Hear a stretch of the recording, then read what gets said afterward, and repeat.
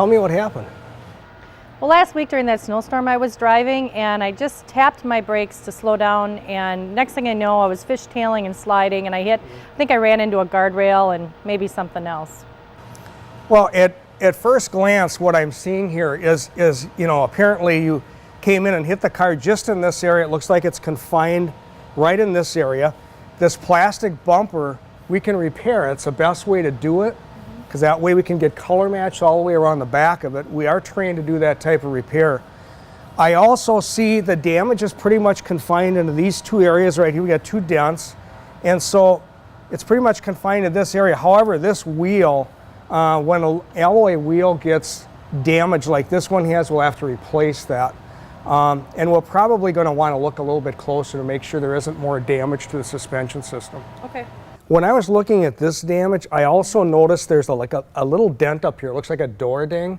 This obviously wasn't connected to this, but because we're going to have to blend up into this door, it may not be a bad idea, just to consider fixing that as well.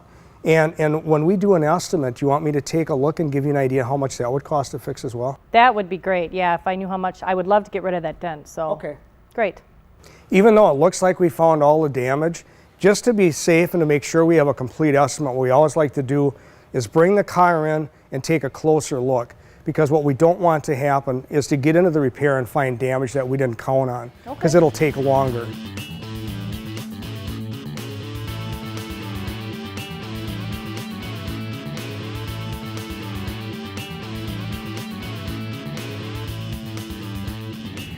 Well, we were able to bring the car in and washed it to make sure that we didn't miss any damage on the outside, which we didn't. We did look underneath the bumper to make sure there wasn't any parts that were broken underneath. Did find some clips that were broken that'll need to be ordered. We measured the structure of the vehicle to make sure that there wasn't any damage underneath. And in fact, what we did find is that there is some damage to the suspension. The measuring verified that. So what we did is put the car up on the hoist, took the wheel off, did some comparative measuring left to right, and we found there is a suspension part that is bent.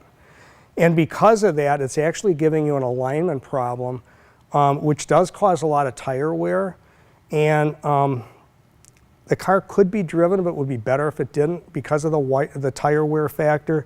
And it really is best to not drive something with a wheel alignment problem that severe. Did it seem to handle differently, or was there anything that you noticed when you drove it? Now that you mentioned it, it has driven a little differently since the accident.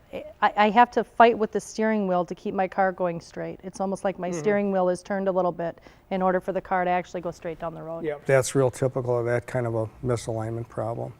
So like I said, that can't, it's not the best thing for the tires, and it can create problems with handling of the vehicle. It seemed like you guys have been really thorough with this estimate. You really checked everything out.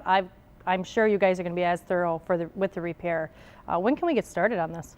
Great. We checked on the parts that we need to buy. We could have the vehicle done by next Tuesday. If that'd be acceptable, we could just go ahead and get started with it right away. That would be great. Perfect. Good.